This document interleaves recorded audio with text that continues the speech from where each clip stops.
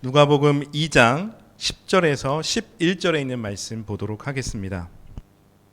천사가 이르되 무서워하지 말라. 보라, 내가 온 백성에게 미칠 큰 기쁨의 좋은 소식을 너희에게 전하노라. 오늘 다윗의 동네에 너희를 위하여 구주가 나셨으니 곧 그리스도 주시니라. 아멘. 할렐루야. 우리 옆분과 함께 이렇게 성탄 인사 나누실까요? 오른손 높이 들고서 메리 크리스마스 함께 인사 나누겠습니다. 메리 크리스마스. 네, 이렇게 크리스마스를 맞아서 현장 예배에서 여러분들과 함께 예배 드릴 수 있어서 너무나도 감격스럽고 하나님 앞에 감사를 드립니다. 지난 12월 17일하고 22일에는 크리스마스를 앞두고서 커다란 우주쇼가 있었습니다. 뭐냐면 목성과 토성이 서로 만나는 그런 우주쇼가 관측이 되었습니다. 이 두 개의 별은요 20년 만에 한 번씩 가까워진다고 합니다. 올해는 800년 만에 우리의 눈으로 직접 확인할 수 있는 이 두 별이 만나는 것이 제일 가깝게 만나는 것을 우리의 눈으로 확인할 수 있는 그런 해였다고 합니다. 이것을 해외에서는 크리스마스 별이라고 이렇게 부른다고 합니다. 이 별이 아기 예수 탄생을 위해서 길을 찾아 떠났던 동방 박사들을 인도했던 별이라고 과학자들은 추측도 하기로 합니다. 이처럼 성탄은 모든 사람에게 기쁨과 소망의 메시지를 담고 있습니다. 이 기쁨의 이 성탄의 이 기쁨의 소식에 있어서 주제는 무엇이냐면 오늘 말씀입니다. 누가복음 2장 10절과 11절 말씀 다시 한번 큰 목소리로 읽어보겠습니다. 천사가 이르되 무서워하지 말라. 보라, 내가 온 백성에게 미칠 큰 기쁨의 좋은 소식을 너희에게 전하노라. 오늘 다윗의 동네에 너희를 위하여 구주가 나셨으니 곧 그리스도 주시니라. 아멘. 오늘 말씀에서는 예수님이 어떠한 신분이신지에 대해서 우리들에게 보여주고 있습니다. 오늘 말씀을 보니까 오늘 다윗의 동네에서 너희에게 구주가 나셨으니 그는 곧 그리스도 주님이시다 라고 말씀은 우리들에게 보여주고 있습니다. 아기 예수가 누구라고 얘기하고 있습니까? 우리의 구원자가 되시고 그는 곧 그리스도가 되시고 우리의 주님이시다 라고 말씀은 우리들에게 보여주고 있습니다. 그렇다면 첫 번째로 예수님은 구주가 되신다라고 말씀하고 있는데 이 의미가 어떤 말일까요? 헬라어에서 이 구주라는 뜻은 뭐냐면 따라해 볼까요? 소테르. 네, 소테르라고 이야기를 하는데 이것은 악과 위험 그리고 어려움으로부터 일시적이거나 아니면 영구적으로 도와주는 사람을 뜻합니다. 그런데 신약 성경에서는 이 구주란 의미는 크게 두 가지 의미가 있습니다. 첫 번째는 구주는 사람이 아닌 하나님과 예수 그리스도에 대해서만 쓰이고 있는 단어가 성경에서는 구주라는 단어입니다. 두 번째로 성경에서 구주라는 단어는 어떻게 쓰이냐면 예수 그리스도께서 죄와 허물로 죽어 있는 인간을 살리시는 세상의 구주로 오신 분이라는 것을 보여줄 때 구주라는 단어를 쓰고 있습니다.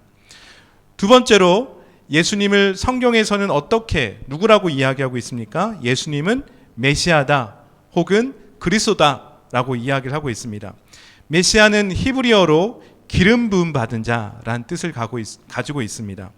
그리스어로는 그리스도라는 뜻입니다. 메시아는 하나님이 그의 백성을 구원하기 위해서 보내기로 약속한 사람을 뜻하고 있습니다. 그러나 성경에서 메시아는 구체적으로 누구를 가르치느냐? 메시아라고 했을 때 누굴까요? 예수 그리스도이십니다. 아셨죠? 제가 다시 한번 여러분에게 여쭤보겠습니다. 누굴까요? 그러면 뭐라고 대답하셔야 돼요? 예수 그리스도. 크게 대답하시는 겁니다. 성경에서 메시아는 구체적으로 누굴까요? 예수 그리스도. 아멘. 믿으십니까? 예수 그리스도이십니다. 세 번째, 오늘 말씀에서 예수님을 누구라고 지칭하고 있냐면 주님이라고 이야기를 하고 있습니다.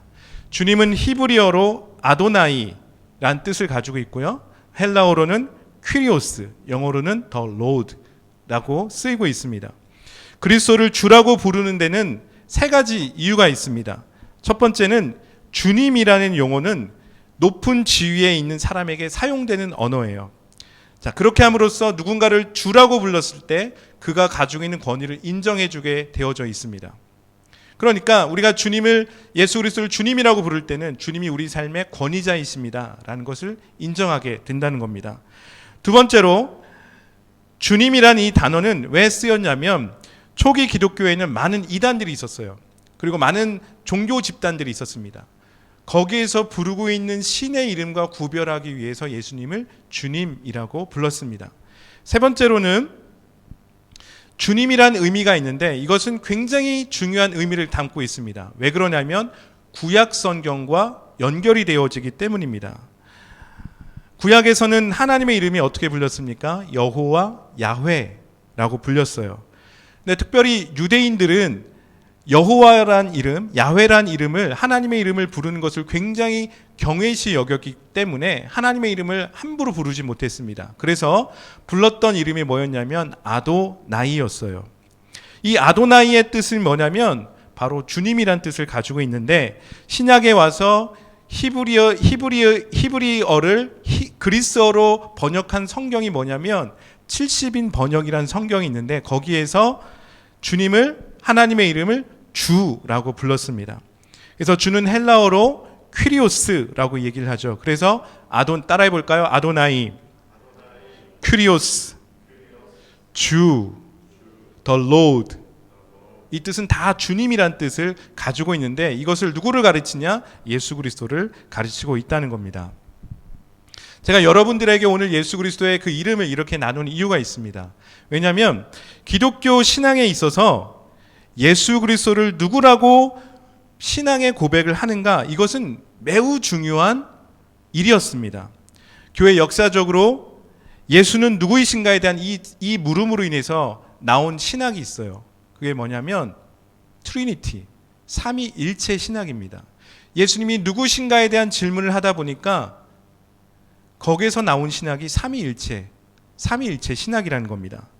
그리고 무엇보다도 예수 그리스도는 누구이신가라는 이 고백은 우리의 믿는 바에 무엇입니까? 핵심이 된다는 거죠. 왜냐하면 신앙에서 예수에 대한 다른 고백을 가지고 있으면 그것은 올바른 믿음을 갖기가 어렵습니다. 그러므로 신앙생활에 있어서 신앙의 고백을 점검하는 것은 교회 공동체에서는 아주 중요한 필수적인 일이 된다는 겁니다. 따라서 교회 공동체에서 교리 교육을 가리키는 것은 굉장히 중요한 일이라는 것이죠. 교회는 예수 그리스도를 주로 고백하는 기초 위에 세워졌습니다. 우리는 예수 그리스도에 대해서 어떠한 신앙의 고백을 가지고 있습니까?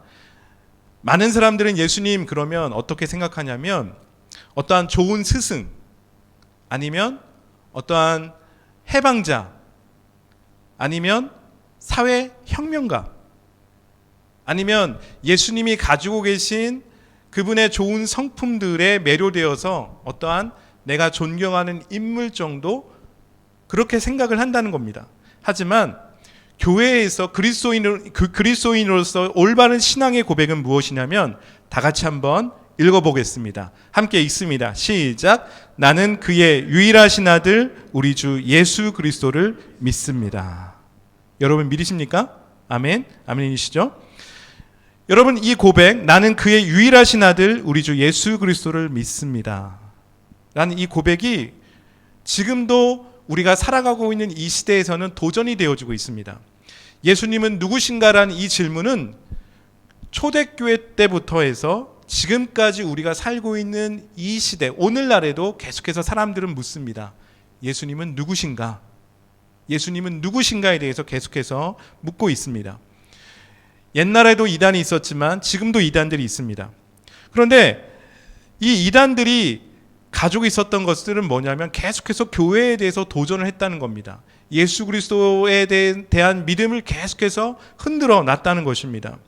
이러한 초대교회에서 유대교와 또한 이방 종교의 잘못된 혼합된 어떠한 잘못된 복음들이 있었습니다. 잘못된 성경의 가르침들이 있었습니다. 그러한 가르침이 희한하게도 오늘날에도 계속해서 연결되어지고 있다는 거죠. 여러분이 이러한 가르침 때문에 사도 바울을 비롯한 많은 신앙의 선배들은 교회가 가지고 있는 귀한 전통들, 교회가 가지고 있는 귀한 올바른 복음을 지키고자 노력을 해 왔다는 것입니다. 그러면 이것이 우리들에게 보여주는 한 가지는 무엇이냐면, 이것이 반증하는 것이 무엇이냐면, 예수님이 실제하시고 진리시라는 것을 한 가지 증거가 바로 이러한 이단들의 활동들이라고 할 수 있다는 거죠. 또한 이단에 대한 도전은 인간의 무지를 보여주고 있습니다. 인간의 지식과 논리로는 감히 하나님 안에 있는 숨겨져 있는 신비를 이해할 수 없다는 것을 이단들의 가르침이 우리들에게 보여주고 있다는 거죠. 이단들이 있다는 얘기는 굉장히 우리를 혼란케 하는 많은 어떠한 상황들이 있다는 것이죠. 그렇다면 여러분, 우리가 이 코로나 시대를 살고 있고 또 포스트 코로나 시대를 살아가 있는 우리 그리스도인들은 예수님에 대해서 어떠한 신앙을 확고히 세울 필요가 있겠습니까? 우리는 예수님에 대한 확고한 신앙을 가질 필요가 있다는 거죠. 왜냐하면 앞으로의 시대의 핵심 키워드는 뭐냐면 불확실성이기 때문입니다. 사람들은 포스트 코로나 이후에 사람들이 예견하는 또 다른 팬데믹이 있습니다. 그것은 뭐냐면 기후변화 팬데믹이 온다라고 예견을 하고 있습니다. 지난 12월 21일 매일경제 뉴스를 보게 되면 거기에 뉴욕타임즈의 칼럼니스트인 토마스 프리드먼과 인터뷰한 기사 내용이 나와 있습니다. 이 사람이 하는 얘기는 뭐냐면 코로나 다음 기후변화 팬데믹이 온다라고 예견을 하고 있습니다. 그가 말하길 코로나의 원인을 이렇게 분석을 하고 있고 앞으로 기후변화의 어떠한 그런 상황들을 이렇게 예견을 합니다. 코로나19 사태도 야생과 인간 거주지 간 버퍼, 완충장치로 그거를 허물었기 때문이다. 그리고 인간들은 기후변화를 막는 버퍼였던 빙하, 맹그로브 숲을 없애고 있다라고 이야기를 했습니다. 코로나 이후에 우리는 어떠한 새로운 시대 혹은 사회를 맞이할지 모릅니다. 코로나 이후에 많은 예견들이 있습니다. 그렇지만 그런 것들은 예견이고 앞으로 확실하게 그런 것들이 이루어질 것인지 아니면 더 악화될 것인지에 대해서는 우리는 불명확하다는 것입니다. 확실하다는 것입니다. 이러한 것들은 우리들에게 가져오는 것이 있죠. 뭡니까? 불안감을 가져온다는 것이죠. 불확실성 속에서 하루도 수많은 변화와 정보가 생산되어지는 사회 속에서 우리는 살아가고 있습니다. 1분 전에 사실이었던 것이 1분이 지나면 그것이 거짓으로 판명날 수도 있습니다. 하지만 이 시대 속에서 불변하는 한 가지가 있다면 그것은 성경이라는 겁니다. 왜냐하면 성경이 오늘 우리들에게 전해주는 소식은 불안감과 두려움과 불확실성이 아니라 기쁨의 소식, 구원의 소식, 그리고 확실한 미래의 소식이기 때문입니다. 누가복음 2장 10절과 12절에 있는 말씀 다 같이 읽어보겠습니다. 천사가 이르되 무서워하지 말라. 보라, 내가 온 백성에게 미칠 큰 기쁨의 좋은 소식을 너희에게 전하노라. 오늘 다윗의 동네에 너희를 위하여 구주가 나셨으니 곧 그리스도 주시니라. 너희가 가서 광보에 쌓여 구유에 누워있는 아기를 보리니 이것이 너희에게 표적이니라 하더라. 오늘 이 말씀은 이렇게 우리들에게 또한 천사가 목자들에게 이야기를 하고 있는 것입니다. 두려워하지 말아라. 나는 너희에게 기쁜 소식을 전하러 왔다. 모든 백성에게 큰 기쁨이 될 소식이다. 오늘 밤 그리스도가 나실 것이야. 너희는 한 갓난 아기를 볼 것인데 그 아기가 포대기에 쌓여서 구유에 누워있는 그 아기를 보게 될 것이다. 그것이 바로 그분을 알아보는 표적, 사인이 될 것이다. 이 뜻입니다. 여러분 한번 상상해 볼까요? 지금 이 상황을 갑자기 목자가 한밤중에 양을 치고 있는데 갑자기 천사가 나타나서 뜬금없이 하는 얘기가 구주가 태어날 거야 라고 이야기를 하고 있는 겁니다. 그 천사의 등장이 얼마나 신비스럽고 당황스럽고 두려웠겠습니까? 그런데 목자들은 수많은 아기들 중에 누가 그리스도인지 모르고 있다는 사실입니다. 이해가 되십니까? 상상이 되십니까? 한 번은 제가 대학교 때 말레이시아에 여행을 온 적이 있습니다. 한 그룹을 이루어서 말레이시아에 전도 여행을 왔었는데 저를 포함해서 저희 팀원들은 다 어떠한 사람들이었냐면 해외여행을 한 번도 가본 적이 없는 사람이에요. 비행기를 정말 처음 타보는 사람, 여권을 처음 만들어 본 그런 사람들이었습니다. 이 말레이시아 와서 일정이 뭐였냐면, 일정 중에 하나가 뭐였냐면 조호바루에서 싱가포르를 갔다 오는 겁니다. 그 당시에 싱가포르로 넘어가려면 어떻게 해야 됐냐면, 지금 제가 안 가봐서 잘 모르겠는데 싱가포르 돈이 필요했습니다. 문제는 뭐냐면 싱가포르 돈이 저희들에겐 한 푼도 없었다는 거예요. 저희는 싱가포르를 넘어가면서 그냥 넘어가면 되는 줄 알았죠. 그냥 다른 동네 가듯이 그냥 넘어가는 걸로 알고 있었는데 싱가포르 돈이 필요했다는 거죠. 저희들에게는 그냥 단지 말레이시아 돈밖에 없었다는 겁니다. 그래서 그 싱가포르에 넘어가기 전에 버스에서 내려서 이제 이민국 앞에 가잖아요. 도장 받으려고. 그러면 그 비자 비용을 내야 되는 거예요. 근데 이 사실을 몰랐던 겁니다. 그래서 버스를 타고 싱가포르에 들어간, 일단 이민국에 딱 도착을 했는데 이제 돈을 내라는 거죠. 저희는 돈이 없잖아요. 이 사람들이 말레이시아 돈을 안 받더라고요. 그래서 당황스럽게 이렇게 줄 서서 있었는데 갑자기 한 사람이 나타났습니다. 말레이시아 중국 사람이 갑자기 나타나서 저희를 전혀 모르는데 저희의 그 모든 비자 비용을 다 내주시고 그다음에 싱가포르에 대해서 간단한 그 안내를 해주었습니다. 그래서 저희가 고맙습니다라고 그런 이야기를 하기도 전에 그분이 냅다 이렇게 그냥 그분은 바람과 같이 사라져 버렸습니다. 저희가 그랬어요. 와, 우리가 천사를 만났다. 그래서 저희가 그 싱가포르에서 뭐 좋은 시간을 보내고 말레이시아로 온 적이 있었습니다. 우리가 만난 이 말레이시아 중국인은 저희들에게 무엇이었습니까? 천사와 같았어요. 그리고 싱가포르에 대해서 확실한 저희들의 안내자였습니다. 동방박사나 목자도 마찬가지였습니다. 불확실성 속에서 이들이 붙잡을 수밖에 없었던 것은 무엇이었습니까? 확실한 사인이었어요. 확실한 표적밖에 이들이 붙잡을 게 없었다는 겁니다. 하나님은 확실한 사인과 표적을 이들에게 보여주셨습니다. 마태복음을 보니까 별이 아기 예수께 동방박사를 인도했다라고 말하고 있습니다. 누가복음을 보니까 천사가 목자들을 인도했습니다. 그리고 그 목자들은 그 인도를 따라서 포대기에 쌓여서 구유에 누워있는 아기 예수를 보면서 이것이 천사가 우리들에게 말해주었던 확실한 사인이었구나, 표적이었구나 라는 것을 확인했다는 것입니다. 이 얼마나 분명한 표적이고 확실한 사인이었겠습니까? 얼마나 확실합니까? 그러니까 동방박사는 하늘의 별을 따라서 움직이면 되었고 목자들은 천사들의 인도를 받아서 포대기 쌓여 누워있는 아기 예수를 찾으면 되는 것입니다. 여러분, 불확실성의 시대 속에서 진리를 찾으시기를 바랍니다. 그리고 그 진리가 인도하는 대로 살아가시기를 바랍니다. 그렇다면 여러분, 그 진리가 무엇이겠습니까? 오늘 말씀은 우리들에게 분명하게 말하고 있는 것은 예수 그리스도가 내 삶의 주인이시다 라는 것을 보여주고 있습니다.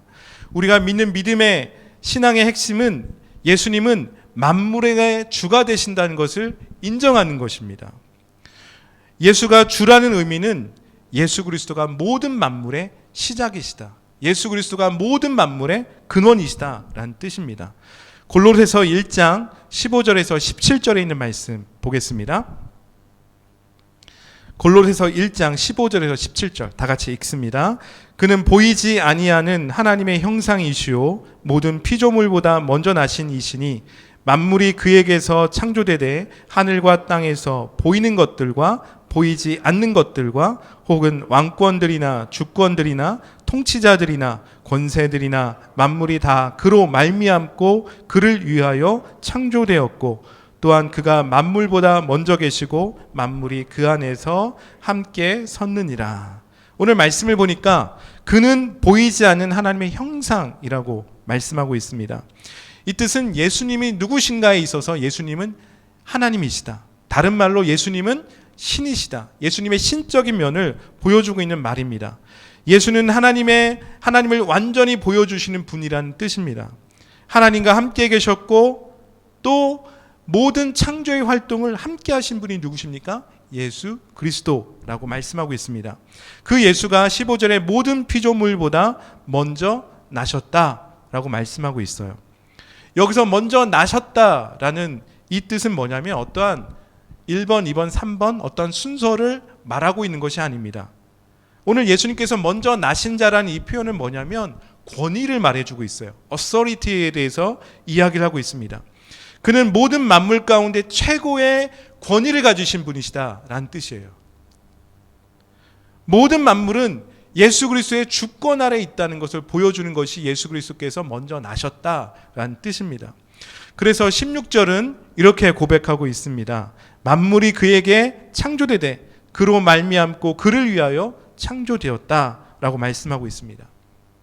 그 어떤 것도, 하늘에 있는 것도 땅에 있는 것도 어떠한 힘의 권세도 어떠한 나라도 다 그리스도의 주권에서 벗어날 수 없다는 것을 오늘 이 말씀은 우리들에게 보여주고 있다는 것입니다. 그 팀 켈러 목사님이 새롭게 기독교 안에 있는 많은 신앙의 고백들을 현대적으로 다시 만든 신앙 고백이 있습니다. 그게 뭐냐면 뉴시티 교리 문답이라는 것이 있는데 그 뉴시티 교리 문답 제5문에서 5번째 질문은 이렇게 우리들에게 질문합니다. 하나님은 또 무엇을 창조하셨습니까? 함께 읽어볼까요? 다 같이 읽어보겠습니다. 하나님은 능력 있는 말씀으로 만물을 창조하셨습니다. 그분이 창조하신 세계는 매우 좋았습니다. 모든 것은 그분의 사랑의 통치 아래 번성하였습니다. 이렇게 대답을 하고 있습니다. 이 교리 문답에 의하면 그 어떤 것 하나도 하나님 없이는 이루어진 것이 없습니다 라고 고백을 하고 있습니다. 우리가 가진 재정, 친구, 우리의 삶의 목적, 목표, 그 모든 것의 출발은 누구이십니까? 하나님이시다. 하나님으로부터 나왔다라고 말하고 있는 것입니다. 그러면 그 이야기는 이 모든 것, 우리가 가지고 있는 하나님으로부터 나온 모든 것들은 누구의 권위 아래 있다? 하나님의 권위 아래 있다. 하나님의 다스림 안에 있다. 하나님의 주권 아래 있다 라고 말씀을 하고 있는 겁니다. 우리가 가진 모든 것은 다 주님께 속했음을 인정하는 그리스도인의 믿음이 필요한 줄 믿습니다. 그렇다면 무슨 일을 하든 하나님을 영화롭게 하는 것이 우리가 해야 하는 신앙인의 모습입니다. 그래서 뉴시티 교리 문답 제 6번째 질문 6문에서는 이렇게 질문을 하고 있습니다. 우리는 어떻게 하나님을 영화롭게 할 수 있습니까? 대답은 다 같이 한번 읽어보겠습니다. 자, 시작. 하나님을 즐거워하며 사랑하고 믿으며 하나님의 뜻과 명령과 율법에 순종하는 것으로 그분을 영화롭게 합니다. 그리스도가 우리 삶의 주인 되심을 인정하는 그리스도인의 모습은 무엇입니까? 하나님을 즐거워하고 하나님을 사랑하고 그를 믿으며 하나님의 뜻대로 사는 것이다. 그래서 사도 바울은 그리스도의 주권과 교회를 연결하고 있습니다. 자, 골로새서 1장 18절 말씀 읽어보겠습니다. 그는 몸인 교회의 머리시라. 그가 근본이시오 죽은 자들 가운데서 먼저 나신 이시니 이는 친히 만물의 으뜸이 되려 하심이요. 교회는 그리스도의 사역을 보여주는 곳입니다. 예수님은 자신이 교회의 머리라고 말씀하셨습니다. 몸은 머리의 지시를 따라서 움직입니다. 그것처럼 그리스도의 몸인 교회는 머리 대신 예수 그리스도의 인도와 보호 아래 있다는 것입니다. 그리스도가 교회의 머리 되심은 다른 어떤 것이 아니라 그리스도께서 교회를 다스리시고 인도하실 때에 교회는 생명을 유지할 수 있다는 것을 말해주고 있습니다. 교회는 어떠한 이익 집단도 아닙니다. 교회는 사교 집단도 아닙니다. 요즘 코로나 시대를 맞으면서 교회에 대해서 안타까운 것 중에 하나가 어떤 목사님께서 계속해서 정치적인 발언을 하시면서 교회가 마치 어떠한 정치 집단처럼 보여지는 것이 저는 참 많이 안타까움을 가지고 있습니다. 교회는 정치 집단도 아니고 교회는 사회 어떠한 취미 활동을 하는 그런 사회 모임도 아닙니다. 그리고 어떠한 사회 봉사만을 위해서 존재하는 곳도 교회가 아닙니다. 교회는 어떠한 곳입니까? 예수 그리스도를 나의 삶의 주로 고백하는 사람들의 모임이라는 거죠. 그러니까 교회는 무엇입니까? 교회는 그리스도의 몸이라는 것입니다. 그러므로 교회는 예수 그리스도로 인해서 그리스도를 믿는 사람 안에 뜨거움을 주는 곳이 어디입니까? 교회라는 것입니다. 많은 분들이 교회를 생각할 때에 일하는 곳, 봉사하는 것을 먼저 우선적으로 생각하는 분들이 많이 있습니다. 그것이 아닙니다. 교회는 일이 우선이 아니라, 봉사가 우선이 아니라 그리스도인 한 명 한 명, 성도 한 사람 한 사람은 교회를 통해서 무엇을 경험해야 합니까? 그리스도의 생명으로 채워지는 경험이 일어나는 곳이 교회라는 것입니다. 저는 여러분이 페낭 한 길을 통해서 그리스도의 생명으로 가득 채워지는 일들이 일어나기를 소망합니다. 그래서 에베소서에서는 교회는 그리스도의 몸이고 그리스도로 충만해야 된다라고 말하고 있습니다. 교회는 그리스도의 몸이고 그리스도의 영으로 가득 채워져야 한다라고 말하고 있습니다. 사랑하는 성도 여러분, 우리가 이 성탄절을 맞이하면서 다시 한번 우리들 안에 예수 그리스도로 충만케 되어지는 일들이 있기를 예수 그리스도의 이름으로 축원합니다. 강림절과 성탄절을 보내면서 이제 우리가 점검을 해야 되는 것은 예수 그리스도가 우리의 주 되심을 확실히 믿어야 한다는 것입니다. 이를 확실하게 하지 않는다라면 주인과 손님이 바뀔 수 있습니다. 내일의 걱정이 내 삶의 주인이 될 수가 있어요. 회사 일과 집안일이 내 삶의 주인이 될 수가 있습니다. 아니면 돈이 내 삶의 주인이 될 수 있고요. 재미있는 것을 추구하는 것이 내 삶의 주인이 될 수 있습니다. 건강을 유지하는 것이 내 삶의 주인이 될 수 있고요. 안정된 삶을 사는 것이 내 삶의 주인이 될 수 있습니다. 지금 내 삶의 주인은 누구이십니까? 그리스도이십니까? 아니면 다른 어떠한 것들입니까? 그리스도인은 예수 그리스도를 삶의 주인으로 모시는 사람이 그리스도인인 줄 믿습니다. 그래서 우리 삶의 모든 것은 다시 한번 우리가 기억을 해야 되는 것은 그리스도의 다스림 안에 있다는 것을 우리가 다시 기억했으면 좋겠습니다. 그렇다면 우리는 어떻게 해서 예수 그리스도의 주되심을 인정하는 삶을 살 수 있습니까? 첫 번째는 기쁨의 소식을 믿는 것입니다. 누가복음 2장 10절입니다. 다 같이 읽습니다. 천사가 이르되 무서워하지 말라. 보라, 내가 온 백성에게 미칠 큰 기쁨의 좋은 소식을 너희에게 전하노라. 우리에게 큰 기쁨의 소식은 무엇입니까? 여러분에게 있어서 지금 큰 기쁨의 소식은 어떤 것이 있습니까? 아마도 지금 이 자리에 여러분들에게 묻는다라면 큰 기쁨의 소식이요? 라고 했을 때 대면 수업이요 라고 말하실 수 있는 분들이 많이 있지 않을까 생각해 봅니다. 자유롭게 아이들이 학교에 가서 뛰노는 모습, 우리 아이들의 모습을 보니까 목사님 이렇게 사인을 보내는 몇몇 친구들이 있습니다. 어찌됐든 우리 부모님들은 여러분들이 학교에 가서 대면 수업 받기를 원하십니다. 네, 자유롭게 학교에 가서 친구들과 어울리고 자유롭게 생활하는 것. 그런데 코로나가 어쩌면 우리를 묶어놓지 않았습니까? 여러분, 우리가 이 MCO, CMCO, RMCO 기간을 보면서 이 용어가 무엇인지 모르겠지만 어쨌든 마스크 하나 쓰고 있는 것만으로도 우리는 마치 지금 내가 얽매여 있는 것처럼 우리는 느끼고 있지 않습니까? 얼마나 답답하세요. 여러분, 오늘 성탄절을 맞아서 예수님이 우리들에게 말씀하고 있는 것은 우리들에게 큰 기쁨의 소식을 주시겠다고 말씀하고 있으십니다. 무엇입니까? 그것은 예수 그리스도를 통한 자유입니다. 해방입니다. 그러면 무엇으로부터 자유고 무엇으로부터 해방이겠습니까? 그것은 죄의 묶임으로부터의 해방이라는 겁니다. 죄로 인해서 깨어졌던 하나님과의 관계의 회복을 말해주고 있습니다. 우리 삶에 깨어진 하나님의 창조의 질서가 회복되는 것입니다. 예수님의 탄생의 소식은 무엇이냐면 회복의 메시지라는 겁니다. 골로새서 1장 20절 말씀 한번 보겠습니다. 읽습니다. 그의 십자가의 피로 화평을 이루사 만물 곧 땅에 있는 것들이나 하늘에 있는 것들이 그로 말미암아 자기와 화목하게 되기를 기뻐하십니다. 죄의 본질은 하나님을 인정하지 않는 것입니다. 우리 그리스도인들에게 있어서 신앙생활을 하면서 한 가지 우리가 해결해야 될 한 가지 이슈가 있습니다. 문제가 있습니다. 그것은 뭐냐면 감정이란 부분을 우리가 해결해야 돼요. 하나님 앞에서. 더 구체적으로 말씀을 드리면 죄의식입니다. 정죄감입니다.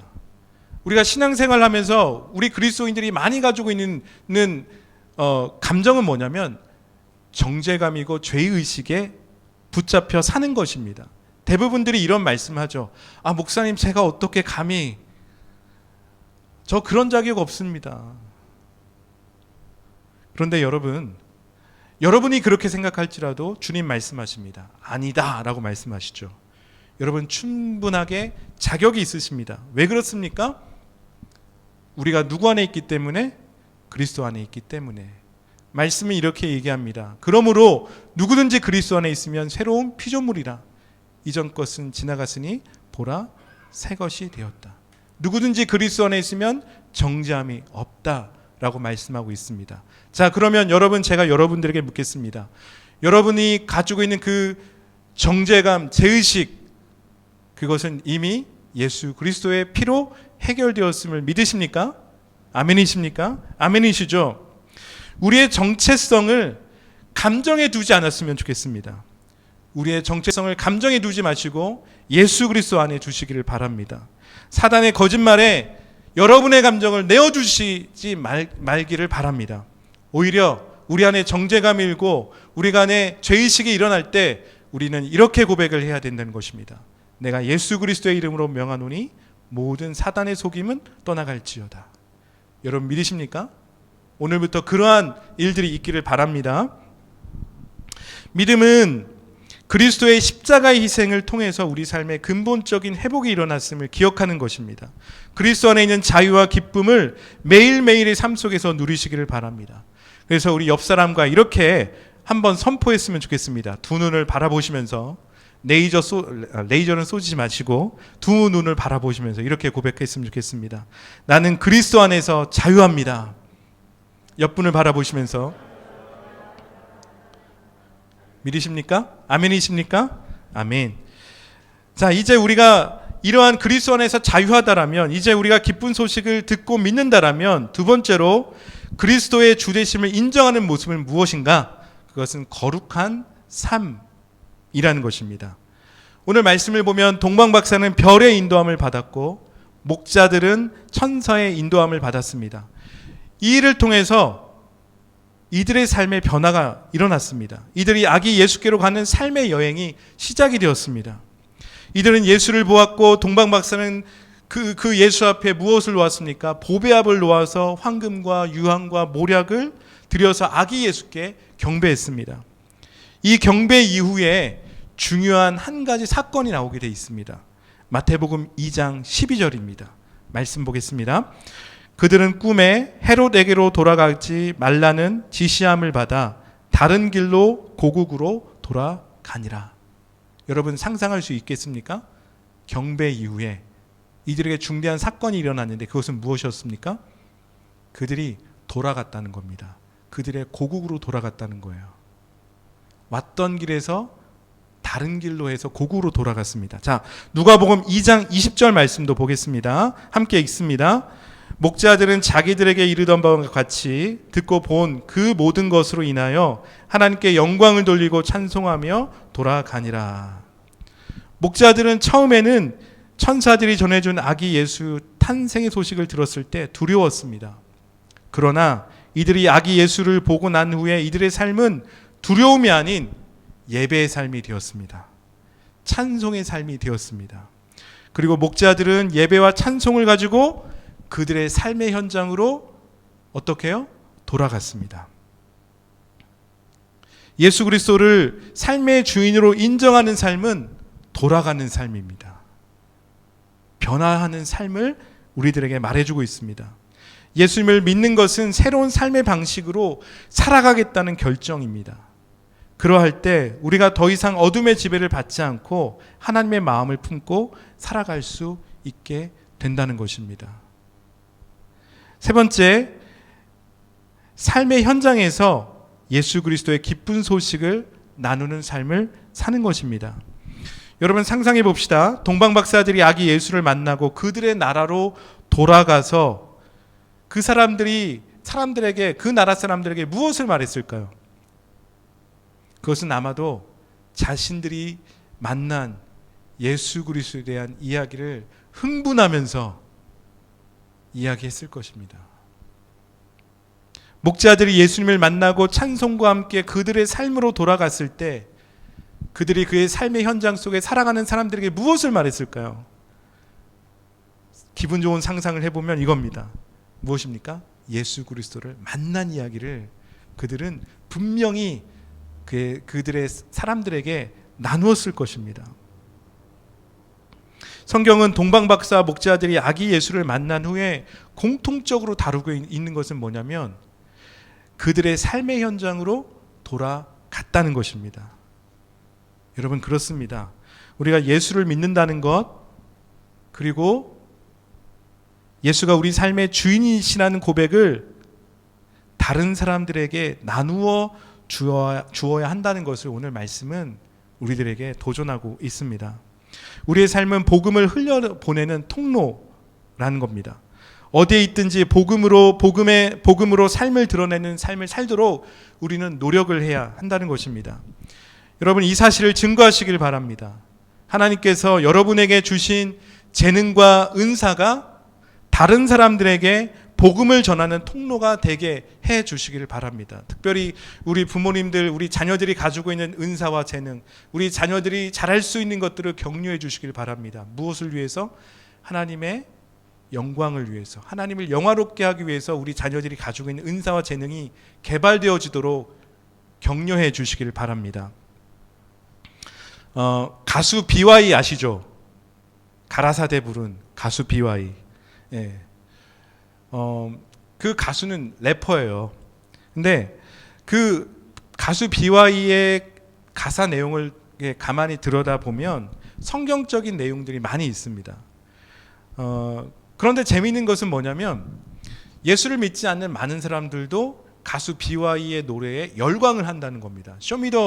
쇼미더머니죠. 예, 쇼미더머니에서 그렇게 랩할 때 사람들이 얼마나 그 열광을 하고 있습니까? 한 방송국 예능에서 BY에게 이렇게 물었습니다. 그 당시에 SNS 상에서 BY가 마약 관련돼서 좀 루머가 있었습니다. 그래서 마약을 해보았습니까? 라고 물었죠. 그래서 BY가 하는 얘기가 저는 BY입니다. 마약을 해본 적이 없습니다. BY 인생에 있어서 약이란 무슨 약? 구약과 신약밖에 없습니다. 여러분 우리 삶의 진정한 약은 무엇과 무엇입니까? 구약, 신약입니다. 아멘이십니까? 아멘. 우리의 재능을 이처럼 예수 그리스도를 드러내는 통로로 만들어 보았으면 좋겠습니다. 여러분 소망하시죠? 우리 자녀들이 가지고 있는 이 재능이 예수 그리스도를 드러내는 통로가 될 줄 믿습니다. 아멘이십니까? 아멘. 예, 우리의 삶의 현장을 예수 그리스도를 드러내는 거룩한 통로로 우리가 한번 삼아 보았으면 좋겠습니다. 성탄절을 맞이하여서 우리 그리스도인들이 늘 잊지 말아야 되는 것은 이것입니다. 하나님이 만물의 주인이시다. 우리는 그분과 관계하며 그분을 영화롭게 하는 삶을 살도록 부르심을 받았다. 그래서 다시금 예수 그리스도가 내 삶의 주인이심을 기억하면서 예수 그리스도가 내 삶의 최고의 주인이 되시도록 다시 한번 우리의 마음을 준비하는 역사가 있었으면 좋겠습니다. 성탄절을 맞아서 그리고 불확실성의 시대 속에서 예수 그리스도가 유일한 소망 되심을 드러내는 삶을 사는 그리스도인이 되기로 결단하는 우리 페낭 한인교회 성도 한 분 한 분이 되시기를 예수 그리스도의 이름으로 축원합니다. 아멘. 우리 함께 잠시 기도했으면 좋겠습니다. 여러분들에게 네 가지의 기도 제목을 드리겠습니다. 첫 번째는 주님이 내 삶의 주인이십니다. 올 한 해를 보내면서 우리 가운데 얼마나 어려운 시간들을 겪으신 분들이 많이 계십니까? 그럼에도 불구하고 이 한 해를 마감하는 이 자리 가운데 다시 한번 인정했으면 좋겠습니다. 내 삶의 모든 것 다 주님께 왔습니다. 주님 허락해 주셨습니다. 감사합니다. 그리고 혹시 무너져버린 삶의 계획들이 있다면 그것을 겸손하게 다시 한번 주님 앞에 올려드리고 주님이 사용하시도록 우리 기도했으면 좋겠습니다. 두 번째는 우리 자녀들을 위해서 기도해 주시길 바랍니다. 우리 자녀들이 가지고 있는 그 재능들이 주님의 주되심을 드러내는 거룩한 통로가 되도록 하나님 우리 자녀들의 숨겨져 있는 재능과 은사가 드러나게 하소서 기도했으면 좋겠습니다. 세 번째는 우리 패낭하는 교회를 위해서 기도하시는데 우리 그리스도인의 가슴이 따뜻해지는, 예수 그리스도로 충만하게 채워져서 우리의 가슴이 따뜻해지는 경험을 하는 교회가 되어지게 하여 주옵소서. 그리고 마지막으로는 우리 코로나19 속에서 우리의 생활이 하루속히 안정되어지도록 우리 함께 우리의 목소리를 높여서 잠시 주님 앞에 간구로 올려드리겠습니다. 함께 기도합시다. 하나님, 우리 삶의 주인은 예수 그리스도이십니다. 예수 그리스도를 통해서 모든 만물이 지어졌고 모든 것이 나왔음을 인정합니다. 우리의 호흡도 주님께 속해 있음을 고백합니다. 우리의 가정, 우리의 재정, 우리의 사업, 우리의 직장, 우리의 학교, 우리의 건강, 하나님 이 모든 것들이 주님께 속해 있음을 고백하면서 하나님 더 이상 이러한 것들이 우리 삶의 우선순위가 아니라 예수 그리스도께 우리의 삶의 우선순위가 있는 삶을 살아갈 수 있도록 인도하여 주옵소서. 하나님, 특별히 기도하는 것은 사랑하는 우리의 자녀들 기억하여 주시고 우리 자녀들 지금 이들이 무엇을 해야 되는지 모르지만 이들이 가지고 있는 귀한 재능들이 무엇인지 아직 발견되고 있지 않지만 주님이 다듬어 가시는 줄 믿습니다. 하나님, 소망하는 것은 우리 사랑하는 자녀들에게 허락하신 그들만이 가지고 있는 독특한 은사와 재능이 주님의 영광을 위해서, 주님의 나라를 위해서 귀하게 사용되어지게 하여 주옵소서. 예수 그리스도의 주제심을 드러내는 통로가 되어줄 수 있도록 인도하여 주옵소서. 우리 패낭하는 교회 기억하여 주시고 이 교회를 통하여서 예수 그리스도를 아는 그 삶의 경험들이 일어나게 하셔서 우리 마음에 가슴이 뜨거워지는 일들 일어나게 하여 주옵소서. 마지막으로 주님, 코로나19 가운데에 하나님 여전히 우리는 불확실성의 속에서 살아가고 있지만 이 모든 것을 다스리는 것은 주님인 것을 믿습니다. 주님 인도하여 주옵소서. 우리를 돌봐 주시옵소서. 우리를 긍휼히 여겨 주시고 또한 우리의 모든 것, 우리의 갈 길을 빛으로서, 진리의 빛으로서 인도하여 주옵소서. 하루속히 모든 상황들이 안정화되어 줄 수 있도록 인도하여 주옵소서. 우리의 모든 것 되신 주님을 찬양하며 예수님의 이름으로 기도합니다. 아멘.